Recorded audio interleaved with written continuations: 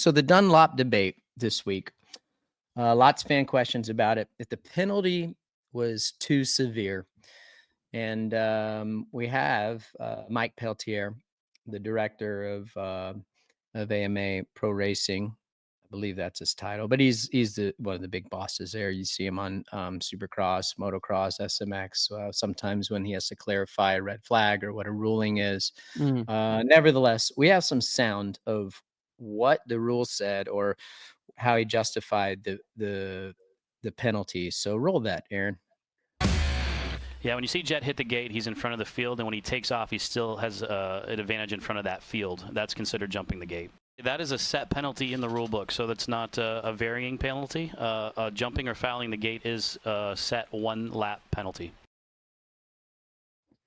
Yeah. RV, you wanna take it away, brother? Go ahead, lay it down, dog. So I understand. Obviously, we just heard from Mike what the rule kind of states, and let me put it this way: I think Chase hit the gate this year. Gate didn't flip forward. I make it very simple.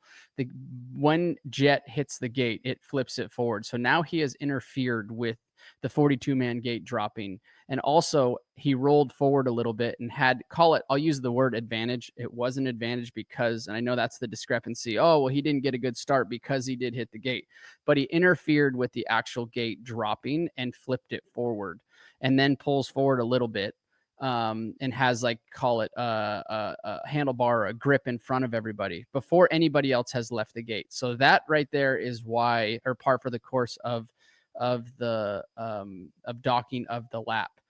If he would have just hit the gate and the gate would have stayed where it was and fell backwards and just held himself up, it would have been just a typical, hey, big mistake, no penalty. And he would have had a bad start. But because the gate flipped forward, it was purely interfering with that gate drop. So I know there was some, there's some people, there's always chatter. There's always chatter on the internet of oh, penalty was too hard. He didn't have the advantage, but he interfered. And that was what the rule book states as interfering with that gate drop.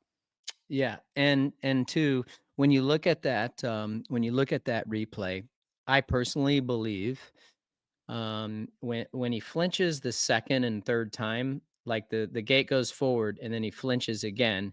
And then that's probably where they so he'll flinch, boom, the gate goes forward. He's ahead right there.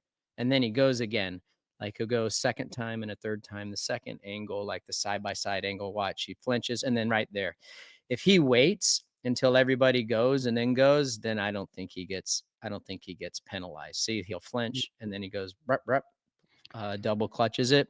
That's my opinion, but it's pretty cut and dry that they deem that he had an advantage. You said it perfectly. And RC, if we go back to that last shot, actually, Justin Barcia hits the gate also. Yeah, he did. But it didn't flip. It did not flip forward. It was a typical hit the gate situation. Well, he wasn't docked. It was based on him. He caused his own issue, but it didn't flip that gate forward. As you can see, Justin leaving pretty much last because of hitting the gate. But there was no penalty on his side because it was just straight up. He made a mistake. He went because everybody flinched to the left of him. Justin did the same thing, but it didn't flip that gate forward. That flipping that gate forward is why Jett got penalized, in my personal opinion. Yeah.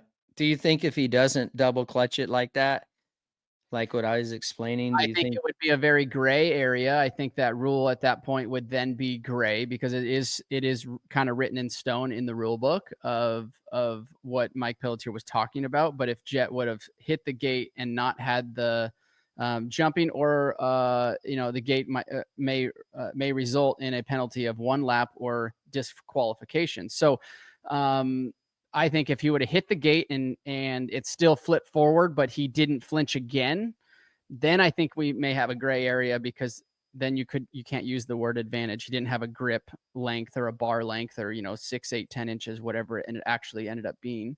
But really there, when the gate flipped, I think that was the kicker, the cherry on top. Yep. 100%. And then, the rule is as clear as can be. So, Lars wasn't pumped.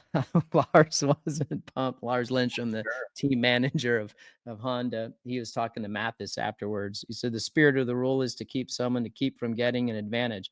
Obviously, it's not about the advantage, was the AMA's take or Peltier's take. It's not. He didn't gain an advantage.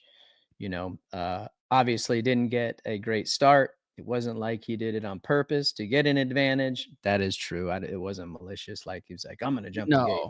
No, which was why the spirit of the rule is there. So to me, it pisses me off that the penalty would be that big for something like that. I don't make the penalties. You don't make the penalties. It is. Nope. Yep. It's We crazy. just give you guys the information. That's right. That's right. We comment once in a while. I mean, it's crazy how many good guys have hit the gate, dude. Did we talk about this? Like, I'm trying to think if I ever hit the gate, like, in my professional career, and I can't recall any time that I did. Now I may have. I've had a lot of cocktails since then.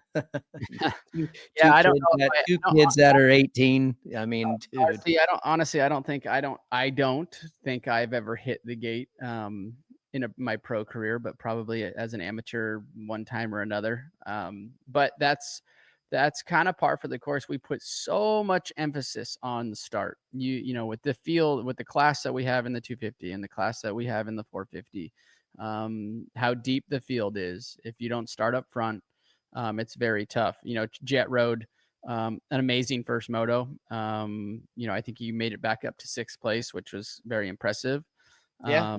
But once again, he didn't go from that start to first. And if you are, and I know he's got a big points lead, it wouldn't really matter either way, but he didn't make it to first. So that's why I think we put so much emphasis on getting that start.